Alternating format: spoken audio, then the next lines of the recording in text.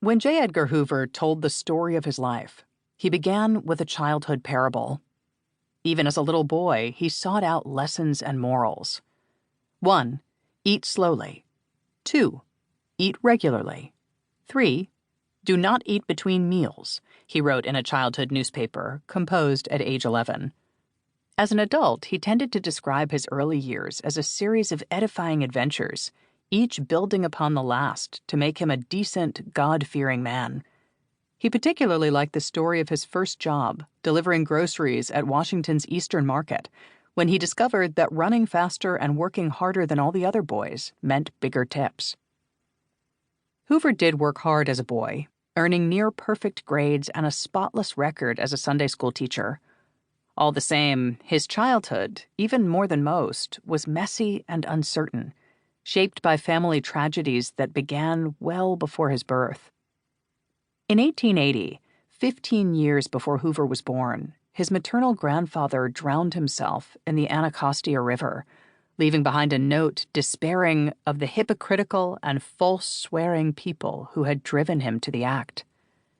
4 decades later, Hoover's own father died of melancholia and inanition, what we today might describe as severe depression, disappearing first into sadness and rage, and later losing the desire to eat or live. In between, there were other births and deaths, and even a murder scandalous enough to make the front page. As an adult, Hoover never spoke publicly of these difficulties. It would have been anathema for him to do so, a confession of pain and weakness from a man who valued certitude and control. There are connections, nonetheless, between the emotional chaos of childhood and the emotional challenges of adulthood, between the teenager forced to keep secrets about his father and the government servant for whom secrets became a way of life. As a young man, Hoover was driven to succeed, first as high school valedictorian, then as a law school standout, and finally in the Justice Department, where he went to work at the age of 22. Some of these early accomplishments flowed from genuine talent and ambition. Even in high school, students knew him as a boy on his way up.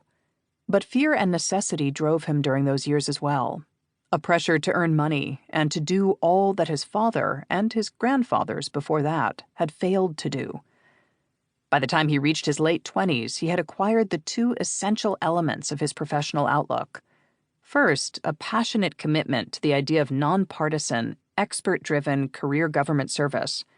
Second, a deep-seated conservatism on matters of race, religion, and left-wing threats to the political status quo. These themes would define his career, but as a boy, he was still learning, absorbing stern lessons and cautionary tales from his family, schools, and hometown. The closest Hoover ever came to acknowledging a less-than-perfect childhood was in 1938, a few months after his mother's death, when he published an unusually personal article speculating about what might happen if I had a son. In that article, he noted that boys want to worship their fathers as head of the house, a repository of all knowledge, the universal provider, the righteous judge. Such admiration became impossible when parents relied on half-truths to lull their children into a false sense of security. If I had a son, I'd swear to do one thing. I'd tell him the truth, Hoover wrote. No matter how difficult it might be, I'd tell my boy the truth. The advice is surprising, coming from a man who spent his adult life avoiding the exposure of uncomfortable truths about himself and the institution he created. As a guiding principle for telling his story, though, it seems like a fine place to begin.